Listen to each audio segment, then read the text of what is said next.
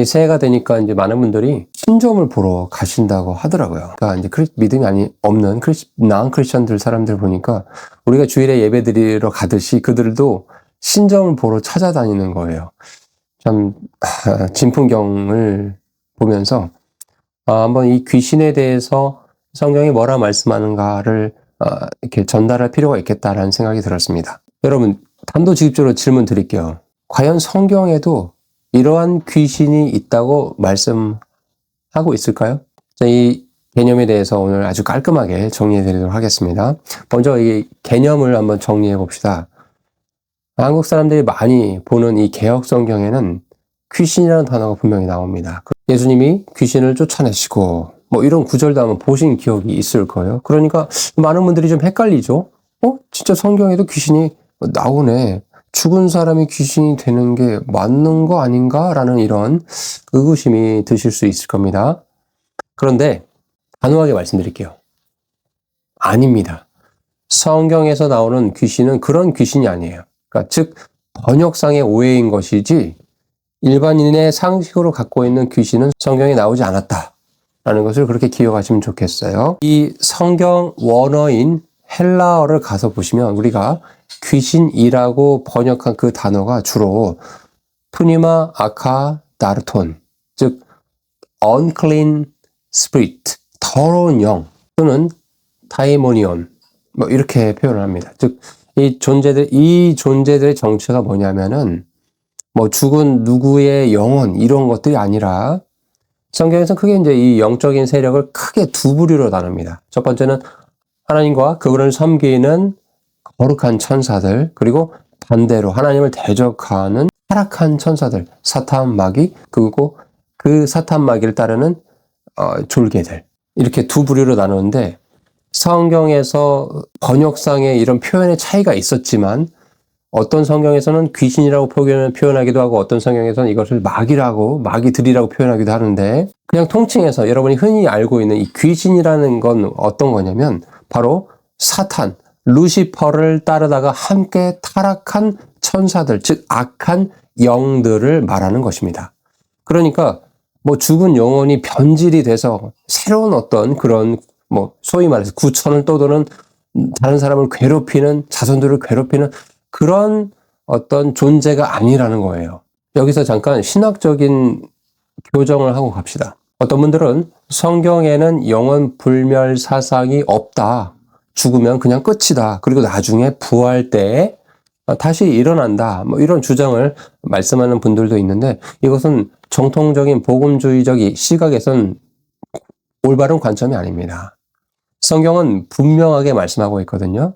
히브리서 9장 27절에 한 번 죽는 것은 사람들에게 정해진 것이요. 그 이후에 뭐가 있다?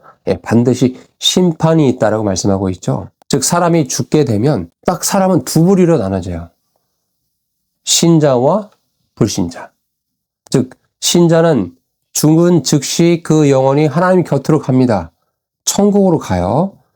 그런데 불신자는 죽은 즉시 그 영혼이 지옥이라는 곳에 고통 중에 심판을 기다립니다.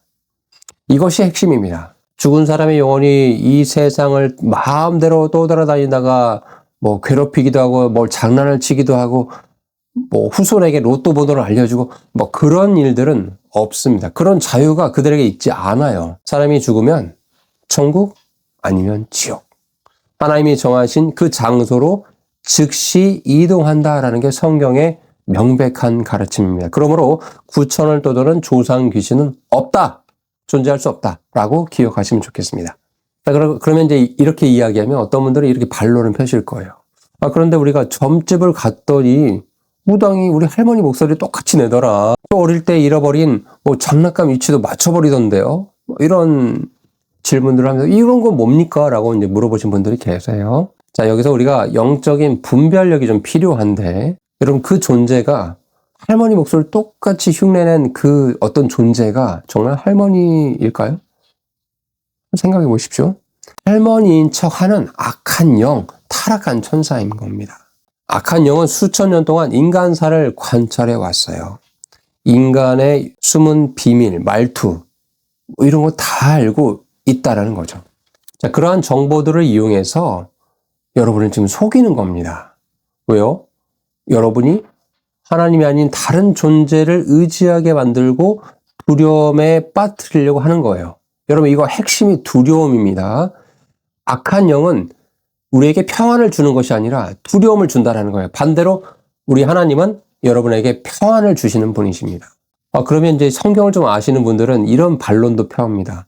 그런데 제가 성경을 좀 읽어보니까 사무엘기상 28장에 사울 왕이 죽은 사무엘을 불러 올리는 그런 장면이 있던데 이건 또 뭡니까? 네, 물론 이제 이 내용이 신학계에서 좀 의견이 분분한 부분이 있긴 합니다. 그러나 정통적인 신학의 입장에서는 그것은 진짜 사무엘이라고 보시는 분들이 있고 하나님께서 특별하게 허락하셔서 아니면 사무엘의 형상을 입은 어떤 영의 표현일 수 있다라고 말하는 겁니다. 그러니까 중요한 건 성경의 수많은 구절 중에 단 한 구절, 그것을 아주 예외적으로 하나님께서 스페셜하게 허락한 특수한 상황을 가지고 일반화해서는 안 된다라는 거예요. 일반적인 것은 죽은 자는 산자의 세계에 개입하지 못한다라는 게 성경의 가르침이라는 걸 기억하시면 좋겠습니다. 한때 한국 교회에 유행했던 말이 있죠. 가게에 흐르는 저주를 끊어라. 할아버지가 할머니가 증조할아버지가 증조할머니가 지은 죄 때문에 지금 자손들이 고통 속에 있다. 그 귀신이 붙어서 고통을 받는다라는 그런 논리를 펴는 것들이 있었는데 이거 여러분 우리가 복음을 알고 성경을 아는 입장에서 보면 이거 굉장히 위험한 주장이죠. 그 주장을 펼치는 사람들이 일부 그 시기에 인간의 관점에서 봤을 때는 부응을 하기도 했습니다. 왜? 인간의 삶이 너무 어렵고 그 시기가 우리나라로 따지면 이제 90년대, 80년대, 90년대 한창 이 민주화와 산업화가 역동적으로 움직이는 그 시기에 얼마나 이 고통스러운 사람들이 많았겠어요. 그들에게 그 고통의 원인이 나에게 있는 것이 아니라 내 조상들이 지은 죄 때문에 가게에 흐르는 저주 때문에 이런 것이 있다라고 하니까 그것이 얼마나 희망처럼 들렸겠습니까? 그런데 성경의 관점에서 보면 정말 악한 거죠. 그런 주장을 펼치는군요. 에스겔서 18장을 보시면 아들은 아버지의 죄악을 담당하지 않는다라고 말씀하고 있어요. 우리가 예수 그리스도를 믿는 순간에 우리의 흑암의 권세에서 우리는 사랑의 하나님의 아들의 나라로 옮겨진 것입니다. 즉 십자가에서 모든 저주는 끊어진 것입니다. 무슨 조상의 묘자리를 잘못 써서 사업이 안 된다? 그런 건 없습니다. 그건 미신이지 기독교 신앙이 아닙니다. 귀신이 있는가?